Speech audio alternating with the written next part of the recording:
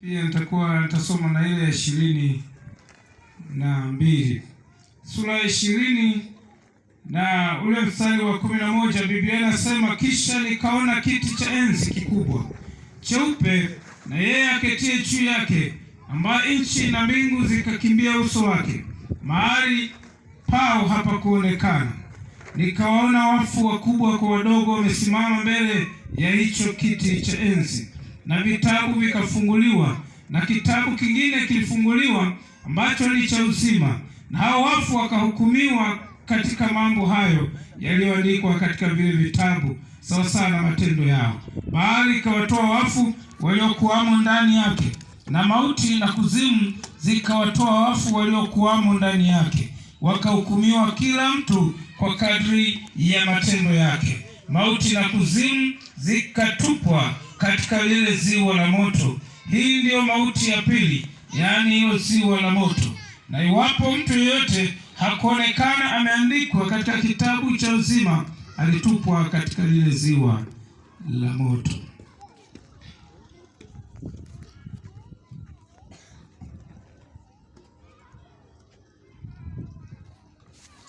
Nisome na ule mstari pia wa 22. Mstari ule wa 10 anasema, akaniambia, usiatie muhuri maneno ya unabii wa kitabu hiki, kwa maana wakati huu umekaribia. Mwenye kudhurumu na azidi kudhurumu, na mwenye uchafu na azidi kuwa mchafu, na mwenye haki na azidi kufanya haki, na mtakatifu na azidi kuwa mtakatifu. Mstari wa 12, tazama naja upesi, na ujira wangu u pamoja nami, kumlipa kila mtu kama kazi yake ilivyo. Mimi ni Alfa na Omega, mwanzo na mwisho, wa kwanza na wa mwisho.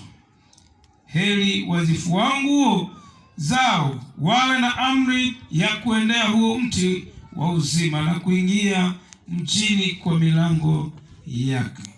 Lakini mstari wa 15 nimalizie pale, anasema, huko nje wako mbwa na wachawi na wazinzi na wauaji na hao waabuduo sanamu, na kila mtu apendaye uongo na kuufanya. Jamani, haleluya! Sasa hii kitabu cha Ufunuo tunajua kwamba ni kitabu cha mwisho katika Biblia. Ni kitabu ambacho kimeeleza na kimeongea habari za wakati uliopita, wakati uliopo na ule ujao. Lakini pia kimeeleza mambo mengi sana, mafunuo kwa ajili ya wakati wetu tulionao. Lakini katika hii sura ya 20 ambapo Biblia inasema Yohana anaona kiti cha enzi kikubwa na cheupe, na anamwona yeye aliyeketi katika juu ya hicho kiti cha mbinguni. Anasema akaona watu wale wakakimbia uso wake, na hawa watu mahali pake hapa kuonekana. Lakini aliwaona wakubwa, wafu waliokufa, wakubwa kwa wadogo, wao nao wapo mbele ya hicho kiti. Naonyesha tayari ni kwenye eneo la hukumu. Ndio maana anaelezea, anasema vitabu viwili vikawa vimefunguliwa.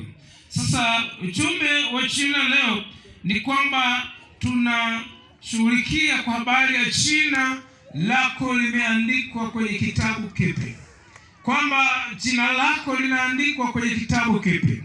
Na nimeshughulikia pia kwa habari ya kwamba hatima ya mtu ya maisha yake ya baadaye ipo mikononi mwake mwenyewe.